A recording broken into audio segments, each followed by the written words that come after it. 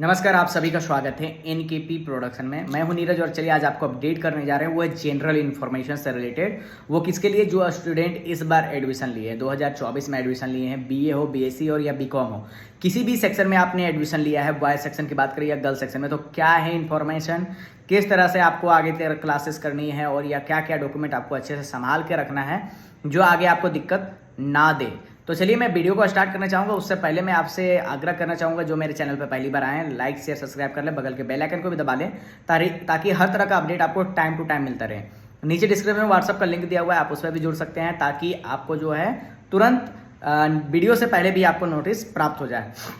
तो मारवाड़ी कॉलेज रांची में जितने भी स्टूडेंट लिए हैं या किसी भी कॉलेज में जितने भी स्टूडेंट हैं अपना एडमिशन लिए हैं ग्रेजुएशन में, तो स्टूडेंट क्या करते हैं कि एडमिशन हो गया, उसके बाद में क्या होगा कि एडमिशन फॉर्म का कोई ज़रूरत नहीं है तो उसको हटा देते हैं। तो सबसे बड़ा गलती पहले यहीं पे करते हैं स्टूडेंट। तो आपका जो फॉर्म फिलअप किए हैं चांसलर पोर्टल से किए हों या कॉलेज के वेबसाइट से किए हों, तो उसको आपको संभाल के रखना है।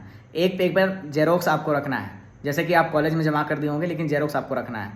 क्या क्या रखना है, अच्छे से क्या क्या रखना है, ये सारा चीज़ मैं बात करूँ तो सबसे पहला बात है कि आपका एक अलग से पहले फाइल बना लीजिए। उस फाइल में क्या क्या रखना है, अब क्या रखना है, क्यों रखना है, इसके पीछे बहुत बड़ा कारण है। वो कारण क्या है मैं उसको भी स्पष्ट अभी करूँगा आपको वीडियो के अंत में। तो बात करें कि स्टूडेंट जो है एक फाइल बना ले, उस फाइल में यूजी से रिलेटेड हो या फिर पीजी से रिलेटेड हो, जो भी एडमिशन आप लिए हैं, तो पहला तो फॉर्म जो आपने भरा था वो फॉर्म को रख लीजिए। उसके बाद दूसरी जो पेमेंट आपने किया था, फॉर्म फिलअप का जो पेमेंट था वो हो गया। सबसे बड़ी बात है जो आपने एडमिशन फी पेमेंट किया है, क्योंकि साल में एक बार पेमेंट होगा।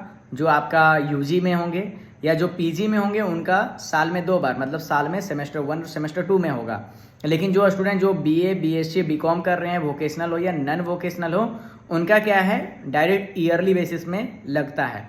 तो जो एमए मतलब माफ करें, जो अभी आपका जो है बीसीए बात करें, बीएससी आईटी बात करें या फिर आपका बीसीएस बात करें या फिर आप जनरल कोर्सेज की बात करें, जैसे कि बीकॉम की बात करें, बीए की बात करें, बीएससी की बात करें, तो आपका जो ईयरली फी लगता है, तो ईयरली जो फी लगा है, जितना पैसा इस साल लगा है उतना ही पैसा सेकेंड साल लगेगा, उतना ही पैसा थर्ड साल लगेगा। जिनका चौथा साल में है, एनईपी में है, उनका चौथा साल में भी वो लगेगा। तो इस पे जो है जो पेमेंट आप कर रहे हैं तो पेमेंट कर रहे हैं, उस पेमेंट का रिसिप्ट को अच्छे से प्रिंट आउट करके उस फाइल में रख लीजिए। और फाइल को बनाने में इसलिए बोल रहा हूँ क्योंकि उसमें यूजी का सारा डॉक्यूमेंट आपका रह जाएगा। उसके बाद में अभी कुछ दिनों में आपका रजिस्ट्रेशन स्लिप आएगा। जब रजिस्ट्रेशन स्लिप आएगा तो मैं वीडियो बना के डाल दूंगा ताकि आपको दिक्कत ना हो। तो वो रजिस्ट्रेशन स्लिप को भी निकाल के रखना है। अब इसके पीछे का भी कारण क्या है, क्यों मैं बोल रहा हूँ ये सारा चीज़ रखना है। 2 चीज़ें और रखना है कि जब आपका एडमिट कार्ड आएगा, सेमेस्टर 1, सेमेस्टर 2, सेमेस्टर 3, 4, 5, 6, 7, 8 जितना का भी है एडमिट कार्ड जब आएगा, उसका भी एडमिट कार्ड एग्ज़ाम देने के बाद में उसको ठोंगा बना के फेंकने के लिए नहीं है। एग्ज़ाम देने के बाद अच्छे से उसको कीप करके रखना है। क्यों रखना है, इसके पीछे का भी कारण है। क्यों? क्योंकि जब भी आपका ज़रूरत पड़ेगा, ये ज़रूरत आपको 4 साल के बाद भी पड़ेगा, 5 साल के बाद भी पड़ेगा, 8 साल के बाद भी पड़ेगा, जब आप पास आउट हो जाएंगे तब भी पड़ेगा। मैं एग्जाम्पल के तौर पे आपको समझाता हूँ कि रांची यूनिवर्सिटी ने एग्ज़ाम लिया था 2017 से 20 और 18 से 21 वाले का, जिसमें GE2 पेपर का कुछ लोचा हो गया था। क्या था वो अलग से वीडियो बनाया हूँ, उसमें आप देख सकते हैं। तो इस पर क्या था कि स्टूडेंट को बाद में क्या हुआ कि फिर से एग्जाम देना पड़ रहा था GE पेपर 2 का, लेकिन उसमें क्या क्या डॉक्यूमेंट की जरूरत पड़ गया था। लास्ट एग्जाम जो पास किए थे उसका आपको मार्कशीट देना पड़ रहा था, लास्ट एग्जाम जो पास किए हैं उसका एडमिट कार्ड देना पड़ रहा था, रजिस्ट्रेशन स्लिप का जो है उसका जेरोक्स देना पड़ रहा था। तो इस तरह से आपका जब भी आप CLC निकालने जाओगे ना लास्ट टाइम में, या फिर आप माइग्रेशन सर्टिफिकेट निकालने जाओगे, तो ये सारा डॉक्यूमेंट का नीड पड़ जाएगा। कभी भी वो डिमांड कर देंगे। हो सकता है कॉलेज कभी भी पलट जाए आपके जरिए, आपको लगेगा पलट जाएगा, कॉलेज ऐसा करता नहीं है।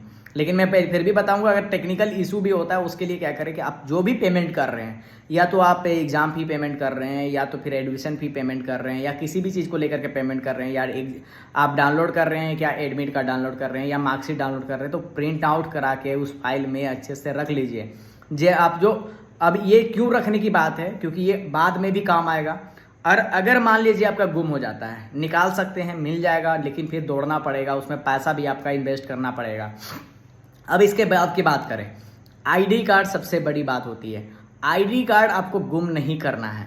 जो आईडी कार्ड आपको मिला है वो आपका खेल खेल में क्या करते हैं, किन्हीं को पता नहीं रहता है, तो आईडी कार्ड का वैल्यू नहीं समझ पाते हैं। आईडी कार्ड का वैल्यू बहुत ही बड़ा है और उसके लिए आपको FIR करना पड़ जाता है री इशू करवाने के लिए। इसलिए अपने ID कार्ड को अच्छे से रखिएगा, ये नहीं कि उसको धो दिए। बहुत बार होता है बच्चे क्या गलती से भी धो देते हैं या तो फिर कहीं गिर जाता है, लेकिन आपको मैं बता दूं गिर भी जाएगा तो वो आप ही का डिफ़ॉल्ट होगा। क्यों होगा? अगर ID कार्ड आपका गुम होता है तो आपको क्या करना पड़ेगा, पहले तो कॉलेज आपको जाना पड़ेगा कि हाँ एक एप्लीकेशन लिखना पड़ेगा, एक एफिडेविट कराना पड़ेगा कचहरी से। एफिडेविट होने के बाद में एक कॉपी जो है आपको देना पड़ेगा थाना में, मतलब एक एप्लीकेशन देना पड़ेगा। FIR एक तरह का समझ लीजिए फर्स्ट इन्फॉर्मेशन रिपोर्ट हो, लेकिन वो FIR टाइप का राइट नहीं होगा, वो आपको सिर्फ इन्फॉर्मेशन के लिए आप एक एप्लीकेशन दीजिएगा थाना में, और वहाँ पर क्या करेंगे थाने वाले साइन और मोहर करके दे देंगे, एफिडेविट होगा। फिर 50 रुपये का पेमेंट भी करना पड़ेगा कॉलेज के वेबसाइट पे।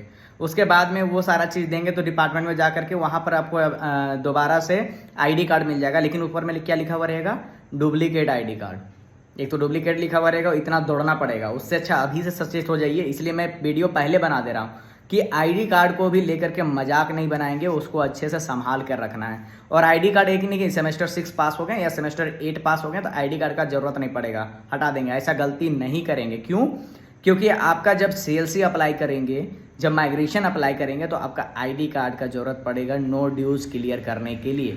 तो इस तरह के जितने भी डॉक्यूमेंट है उसके लिए एक अलग से फाइल बना लीजिए, उस पर सारा डॉक्यूमेंट रखते जाइए, जो भी पेमेंट कर रहे हैं उसको भी रखते जाइए। बाद में ऐसा होता है इशू निकलता है तो आपके पास प्रूफ रहेगा हमने पेमेंट किया था, तो उससे आप बच सकते हैं या फिर उससे आपके आगे के काम अच्छे से हो सकता है। नहीं तो फिर बाद में आपको दिक्कत होना पड़ेगा। बहुत बच्चे को दिक्कत होता है, ये मैं अपना एक्सपीरियंस के साथ में बता रहा हूँ, इसलिए मैं ये वीडियो को ला रहा हूँ आपके सामने। और भी जो नए स्टूडेंट हैं उनके तक इस वीडियो को जरूर पहुँचाइएगा और बने रहेंगे NKP प्रोडक्शन के साथ लेटेस्ट अपडेट को पाने के लिए। बहुत बहुत धन्यवाद।